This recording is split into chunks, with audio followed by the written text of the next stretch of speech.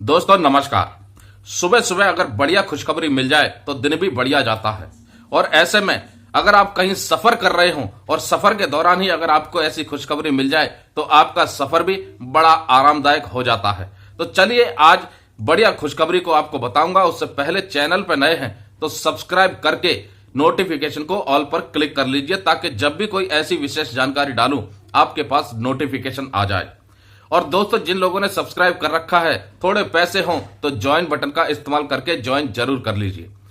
दोस्तों central government employees union की तरफ से कई महीनों से ओल्ड पेंशन स्कीम की बहाली को लेकर के धरने हुए, प्रदर्शन हुए, मांग उठी, रैलियां आयोजित हुई।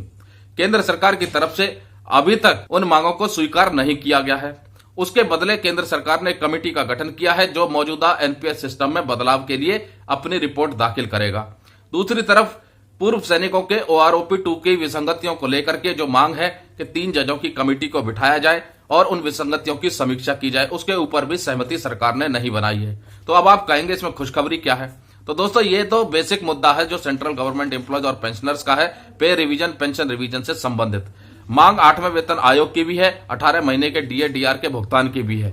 लेकिन इन सभी मुद्दों पर, चाहे वो नोशनल इंक्रीमेंट का हो, 18 महीने के डीए डीआर का एरियर का मुद्दा हो, चाहे 8वें वेतन आयोग के गठन का मुद्दा हो, पुरानी पेंशन बहाली का मुद्दा हो, या फिर ओआरओपी 2 की विसंगतियों को दूर करने का मुद्दा हो, इनमें से कोई भी खुशखबरी नहीं है।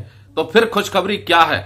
जी हां दोस्तों, खुशखबरी उससे भी बड़ी है। मौसम है सर्दियों का और सर्दियों के मौसम में बहुत से सेंट्रल गवर्नमेंट एम्प्लॉयज और पेंशनर्स अपनी ऑफिशियल ड्यूटी के लिए, टेम्पररी ड्यूटी के लिए, या छुट्टियों में, या बच्चों के लिए, या परिवार वाले सफर तो करते ही हैं, और खास करके ट्रेन का सफर। और इस ट्रेन के सफर में अगर आपको कुछ आरामदायक मिल जाए तो बहुत ही बढ़िया हो जाता है सफर। और इसी संदर्भ में रेलवे मंत्रालय की तरफ से एक चिट्ठी निकली है 18 दिसंबर 2023 को, और ये सभी जनरल मैनेजर्स को दी गई है, ऑल जोनल रेलवेज को दी गई है।